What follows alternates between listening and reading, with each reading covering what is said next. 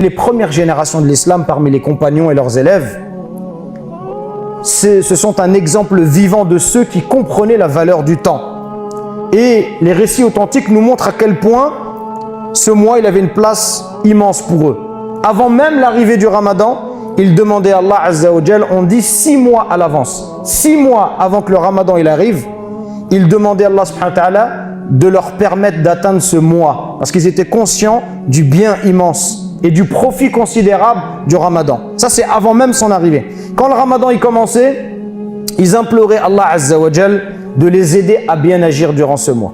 Et quand le Ramadan se terminait, pendant 6 mois, ils imploraient Allah subhanahu wa ta'ala qu'il accepte ce qu'ils avaient pu accomplir. En fait, ils étaient exactement comme Allah Azza wa Jal a dit وَالَّذِينَ يُؤْتُونَ مَا آتَوْا, ceux qui donnent ce qu'ils donnent, وَقُلُوبُهُمْ وَجِلَةٌ, donc ceux qui font des bonnes œuvres, comment ils sont? Tandis que leurs cœurs sont pleins de crainte. Crainte de quoi? أَنَّهُمْ إِلَى رَبِّهِمْ رَاجِعُونَ, à l'idée qu'ils doivent retourner à leur Seigneur. أُولَئِكَ يُسَارِعُونَ فِي الْخَيْرَاتِ وَهُمْ لَهَا سَابِقُونَ, ceux-là se précipitent vers les bonnes œuvres et sont les premiers à les accomplir. Ceux qui ont dans leur cœur cette prise de conscience, qui vont mourir et qui vont revenir vers Allah, ils n'adorent pas Allah comme les autres.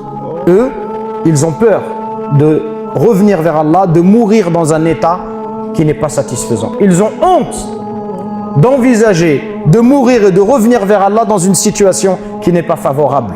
Alors ils ont peur et cela les pousse à accomplir des bonnes œuvres. Et si tu te poses la question, peut-être pourquoi je n'arrive pas à faire beaucoup de bonnes actions, pourquoi je fais la prière, je l'arrête, pourquoi je fais les prières en retard, pourquoi je prie mais je ne suis pas concentré, pourquoi je ne viens que très peu à la mosquée, c'est peut-être parce que ce souvenir de l'au-delà, il n'est pas suffisamment présent dans ton cœur.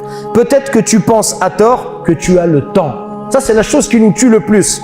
Quand on pense qu'on a le temps. Mais qui t'a dit que tu as du temps? Il y a des gens qui pensent qu'ils ont du temps parce qu'ils ont 20 ans. Mais on n'a jamais vu des jeunes mourir.